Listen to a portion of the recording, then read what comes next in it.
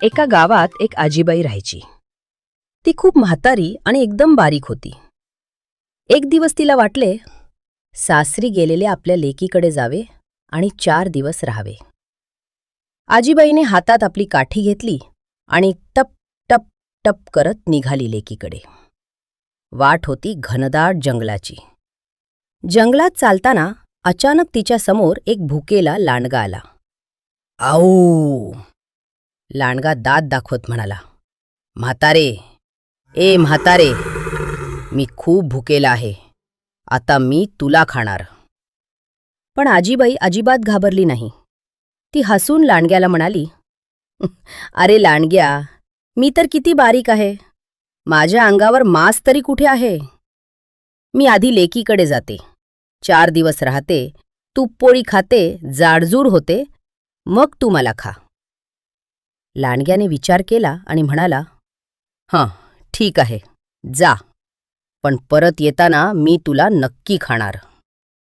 आजीबाई पुढे निघाली. थोड्या वेळाने तिच्या समोर एक मोठा पिवळा धमक वाघोबा आला. गुर्र! वाघोबा डरकाळी फोडून म्हणाला, म्हातारे, मी तुला खाणार. आजीबाईने वाघोबालाही तेच सांगितले. अरे वाघोबा, मी आधी लेकीकडे जाते, 4 दिवस राहते, तूपपोळी खाते, जाडजूड होते, मग तू मला खा.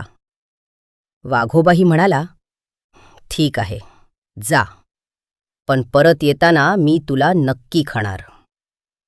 आजीबाई लेकीच्या घरी पोहोचली. आईला पाहून लेकीला खूप आनंद झाला. तिने तिच्या आईसाठी खूप छान पक्वान्न करून खाऊ घातली. चांगले 8-10 दिवस मजेत निघून गेले. आजीबाईची तब्येत खरंच टुमटुमीत झाली बरं.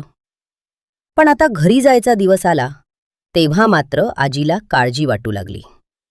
आजीबाई काळजीने रडू लागली. तिने लेकीला सगळा प्रकार सांगितला.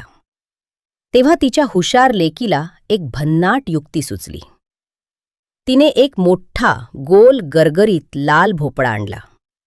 त्याला आतून पोकळ केले आणि आजीबाईला त्या भोपळ्यात बसवले. लेकीने भोपळ्याला हळूच धक्का दिला आणि म्हणाली, चल रे भोपळ्या, टुडुक टुडुक.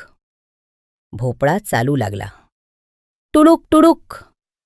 वाटेत आधी तो वाघोबा उभा होता. त्याने एक मोठा भोपळा येताना पाहिला आणि विचारले, अरे भोपळ्या, तू इकडून एखाद्या म्हातारीला जाताना पाहिलेस का रे?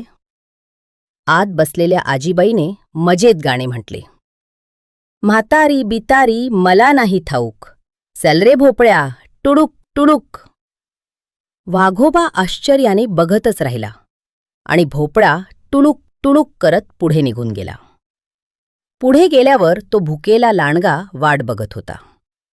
त्यानेही भोपळ्याला अडवले आणि विचारले, ए भोपळ्या, म्हातारी कुठे आहे? भोपळा पुन्हा गाऊ लागला, म्हातारी बितारी मला नाही ठाऊक, चल रे भोपळ्या, टुडुक टुडुक. लांडगा डोके खाजवत विचार करत राहिला आणि भोपळा वेगाने पुढे निघून गेला. आणि अशा प्रकारे लेकीच्या हुशारीने आजी, वाघोबा आणि लांडग्याला मूर्ख बनवून सुखरूप आपल्या घरी पोहोचले.